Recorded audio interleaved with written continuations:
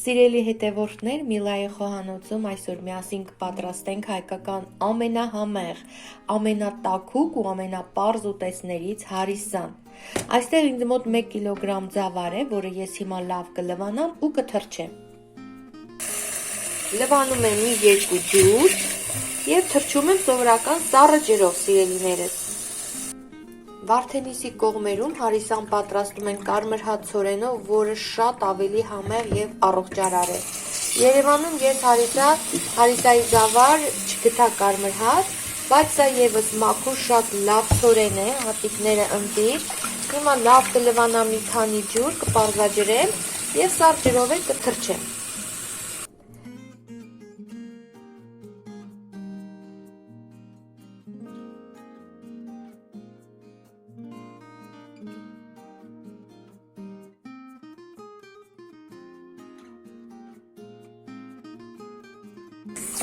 Ձավարը պետք է թրջել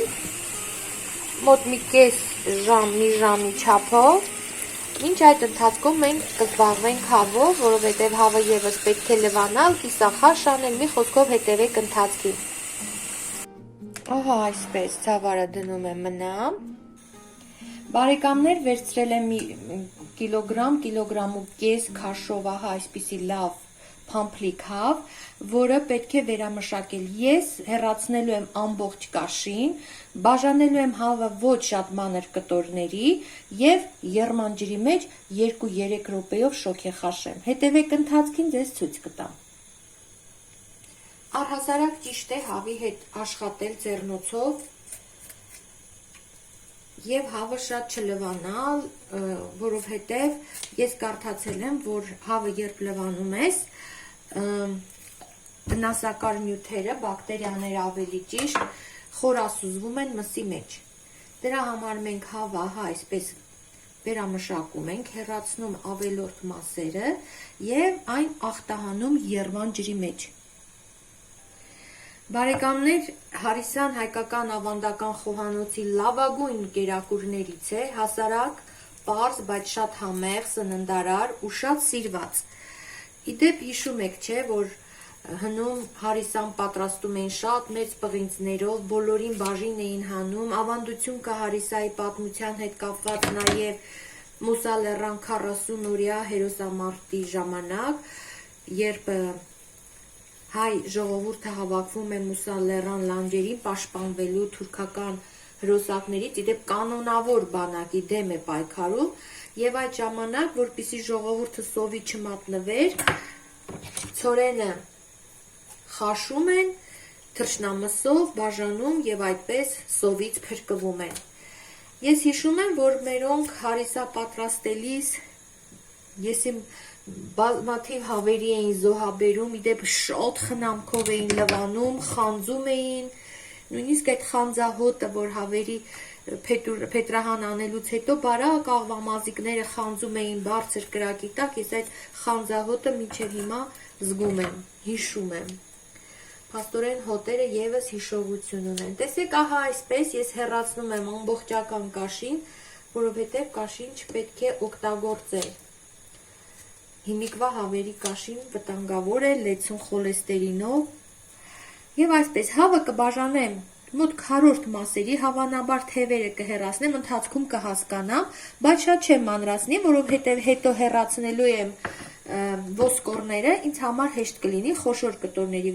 վրայից հեռացնել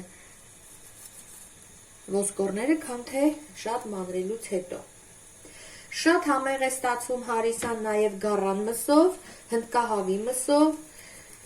փորձել եմ նաև այդ տարբերակներով, բայց այսօր ավանդական եղանակով կանեմ։ Ահա այսպես հեռացնում եմ կաշին, ժամանակ առ ժամանակ գործի դնելով նաև մկրատը, իսկ այդ ընթացքում ջուր եմ դրել եռալով, որ հավի միսը 2-3 րոպեով խորասուզեմ եռման ջրի մեջ, այնուհետև այդ ջուրը թափեմ։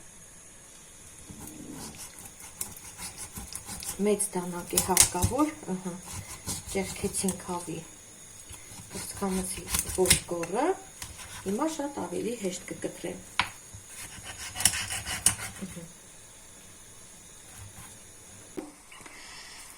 Ահա այսպես ես հավը կաշեհան արեցի եւ հիմա երման ջրի մեջ կլցնեմ, ինչպես ասացի, սա եւս բաժանեմ երկու մասի եւ ասեմ սիրելիներս, այնուհետև պարտադիր պետք է ձեռքերը լվանալ օճառով, ինչպես նաեւ տախտակը նույնպես, օճառով շատ կարեւոր է։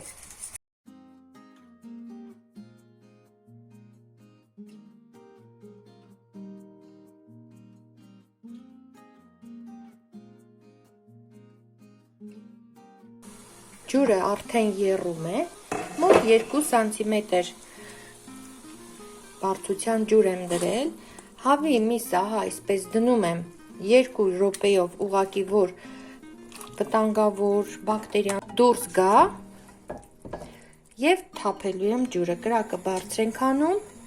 2 րոպեից հետո այս ջուրը թափելու եմ։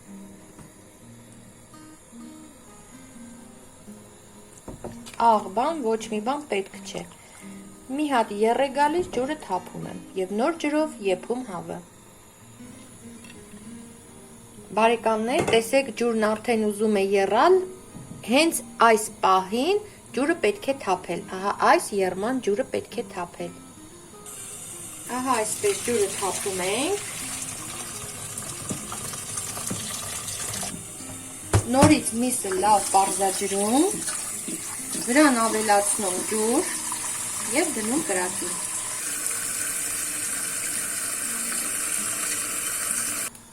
Միսը ահա այսպիսի թափանցիկ մաքուր ջրով վերադարձնում ենք կրակի վրա ու ավելացնում մաքուր զավարը, բարեկամներ։ Սկզբից կրակը բարձր ենք անում, որպիսի եռա, բայց հենց եռած ցածրացնելու ենք եւ թողնենք մարմանդ կրակի վրա ուշադրություն առանց խառնելու, առանց որևէ անգամ խառնելու, թողնում ենք եփվի առնվազն 3.5-ից 4 ժամ։ Նկատեք, ես մի քիչ ջուր եւս կավելացնեմ, ջուրը ընդհանուր զանգվածից մոտ պետք է 20 սանտիմետրի չափ բարձր լինի, 15-ից 20 սանտիմետր։ Հավանաբար ընթացքում, եթե պետք լինի, մենք ավելացնենք արգանակ։ Ես միշտ ձեզ ցույց եմ տվել, թե ինչպես հավի արգանակ պատրաստել եւ ինչպես այն սառեցնել, որպեսզի ձեռքի տակ լինի։ Բայց եթե չունեք այդպիսի արգանակ, հասարակ եռացրած ջուր, եթե անհրաժեշտ լինի, կարող եք ավելացնել։ Ասում եմ կարող է։ Իդեպ ճշգրիտ չափաբաժինները, այն չափաբաժինները, որ ես օգտագործեցի այս հարիսան պատրաստելիս, անպայման կգտնեք տեսանյութի տակ։ Հավատացնում եմ հրաշալի, անզուգական, համեղ եւ իդեալական բաղադրությամբ հարիսա կստանանք։ Հիմա ծածկեմ կափարիչով, որ եռա։ Իդեպ ասեմ, բարեկամներ, միսը ահա այդպես եռման ջրով մշակելուց հետո ոչ մի քափ այլևս չի հայտնվի մեր հարիսայի երեսին։ Ահա այսպես մի քիչ էլ ջուր, ծածկելու եմ կափարիչը, իդեպ երբ եռա կրակ կամացացնեմ, դանդաղանեմ, նույնիսկ կարիք չի լինելու կափարիչը բարձրացնելու, որովհետև կրակը շատ մարմանդ անելու դեպքում այլևս զանգվածը չի եռա եւ չի թափվի։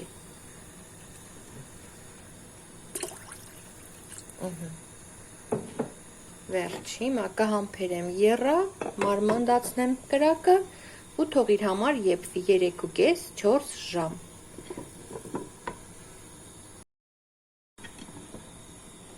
Բարեկամներ, թափանցիկ կափարիչի տակից ես նկատեցի, որ հարիսան ուզում է եռալ։ 1-2 ակտիվ եռից հետո ես կրակը դարձնել եմ շատ մարմանդ եւ համբերեմ մինչեւ պատրաստ լինի ծավարը։ Միսը ավելի արագ է եփվում այս դեպքում, քան ծավարը, նախ որովհետեւ մեզ հարկավոր է, որ ծավարը այնքան եփվի, որ ամբողջ հյուսվածքներից քանդվի։ Ես ուզում եմ ձեր ուշադրությունը հրավիրել նաեւ այս փրփուրի վրա։ Տեսեք, սա քափ չի, սա ուղղակի փրփուր է եւ այնքան մաքուր, որ կարիք չկա նույնիսկ հեռացնելու։ Ահա որն էր պատճառը նաեւ միսը նախորոք եռման ջրի մեջ ախտահանելու, չակերտավոր եմ ասում ախտահանել բառը վերամշակելու համար։ Տեսեք։ Կրակը հիմա կմարմանդացնեմ եւ նույնիսկ կարիք չի լինելու կափարիչը կիսաբացանելու, որովհետեւ դանդաղ կրակի տակ նաեւ ահա այսպիսի անցք ունի կափարիչը, անհրաժեշտ գոլորշին այդտեղից դուրս կգա եւ նույնիսկ չի թափվի։ Տեսեք, ինչ ակտիվ է եռում հարիսան ու ջուրը ինչքան մաքուր է, ոչ մի քափի հետք, ոչ մի փրփուր գոյություն չունի։ 1.5 ժամ անց, բարեկամներ, դեռ պետք է եփվի։ Բարեկամներ, 2.5 ժամ անցել է, ճիշտ ժամանակն է հավի միսը դուրս հանելու և ոսկրահան անելու։ Տեսեք ինչպես է եփվել հավի միսը, նույնիսկ պատառաքաղի վրայից ընկնում է։ Ահա, ոյ, տեսակ, ասելս կատարվել մեկ եղավ։ Հիմա հավի միսը պետք է ոսկրահան անել և վերադարձնել հարիսայի մեջ։ Ուզում եմ ձեզ ցույց տալ ծավալի բաղադրությունը։ Տեսեք, հյուսվածներից քանդվել է, բայց դեռ այդ սպիտակ կետիկները որ կան, դա նշանակում է, որ այն դեռ եփելու տեղ ունի։ Հիմա միսը ոսկրահան անեմ, վերադարձնեմ ընդհանուր զանգվածի մեջ, հարիսան առանց մսի, ծածկենք կափարիչով, թող ինքը շարունակի եփվել, մինչ այստեղ ես միսը, ահա այսպես, պատառաքաղով ոսկրահան կանեմ։ Տեսեք ինչպես է եփվել։ Վերցնեմ պատառաքաղ ու մանրեմ։ Ամբողջ գործողությունը, ամբողջ պրոցեդուրան կարելի ասել ինձ հաճույք է պատճառում, բարեկամներ։ Ահա այսպես, միսը իր հյուսվածքների ուղղությամբ շատ հեշտ քանդվում է։ Մանրացնում ենք ահա այսպես, ոսկրահան ենք անում, ոսկորները անջատում ենք մսից ու նորից միսը վերադարձնում հարիսայի մեջ։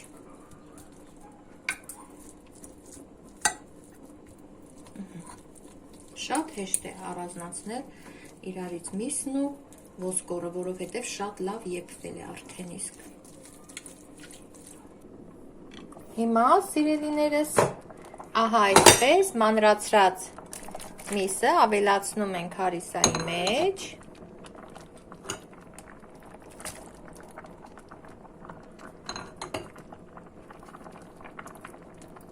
Ահա այսպես զգուշորեն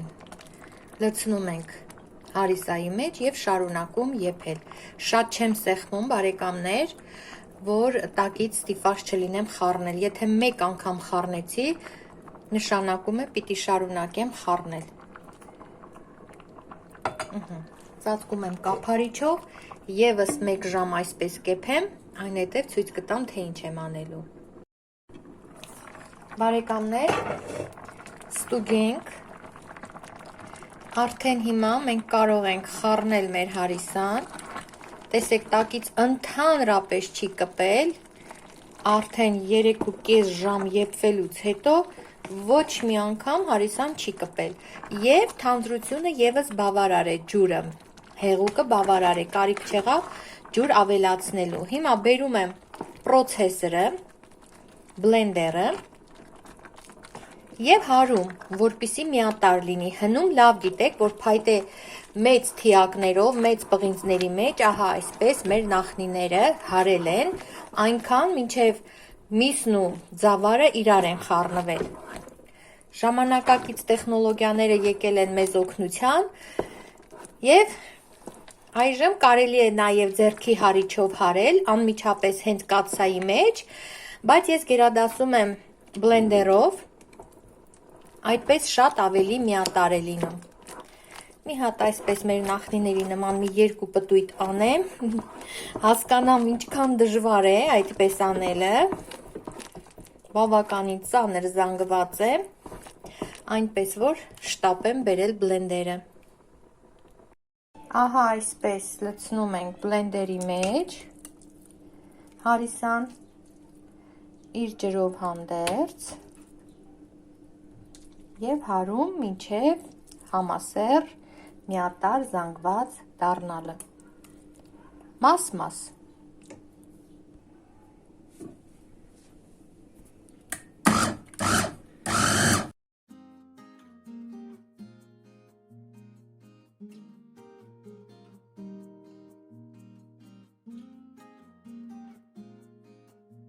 Ստուգենք, բարեկամներ, տեսնենք ինչպիսի զանգված ստացվեց, խնդրեմ։ Հարթ, Իսկական Հարիսայի զանգված։ Ճիշտը որ ասեմ, ես երբեմն սիրում եմ ատամի տակ զգալ ցորենի հատիկ, բայց մերոնք սիրում են ահա այսպիսի հարթ զանգված։ Հիմա դատարկում ենք եւ մատուցում։ Հա, մի բան էլ ասեմ դատարկելուց առաջ, եթե ձեզ թանձր է թվում կամ եթե դուք մտածում եք հետագայում տաքացնելու համար, ուրեմն հիմա առաջին ձեռք այսպես տակ-տակ լցնում եք, ես տնական յուղով եմ մատուցելու իմ հարիսան,